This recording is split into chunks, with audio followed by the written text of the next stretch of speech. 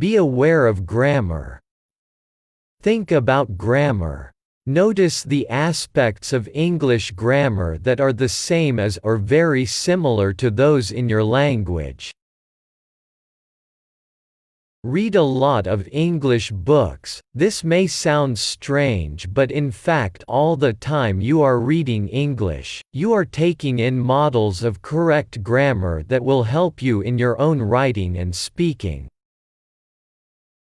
Learn the common irregular verbs. They are easy to learn if you say them to yourself many times. There is a computer program called a Concordancer which can help you learn about how words are used and how grammar works.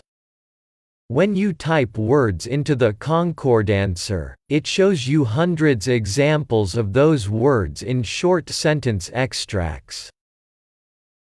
Grammarly helps you eliminate errors and find the perfect words to express yourself. I and me aren't interchangeable. They are used in different grammatical constructs. I is a pronoun that serves as a subject of a sentence. Me is a pronoun that serves as an object of a sentence. Be careful when using your and your. Your is a possessive determiner that attributes something to you. Your work is impressive. Your is a contraction of you are. You're nice to me. You are nice to me. Be careful when using there and there. There is a possessive determiner. When using there, you indicate that something belongs to them. Their car has broken down. There is a contraction of they are. If they're not coming, I'm leaving early. If they are not coming, I'm leaving early.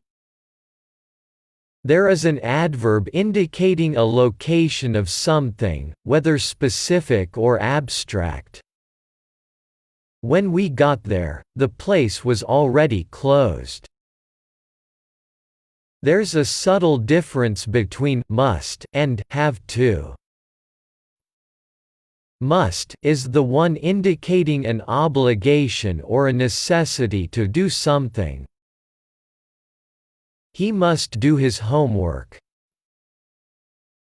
However, we could also say, he has to do his homework. Both refer to an obligation, but must indicates an opinion or suggestion. So saying that someone must do his homework is your opinion. Saying that he has to do his homework signals that it's necessary because, for example, his teacher requires it. Always check for subject and verb agreement. One of the most basic grammar rules in English states that the subject of the sentence has to agree with its verb. The subject of a sentence can be either singular or plural, which will determine what form the verb takes. He likes pizza. They like burgers. Mix it up with active and passive voice. While the children played a game in the backyard, their mother prepared dinner. While a game was played by the kids, dinner was prepared by their mother.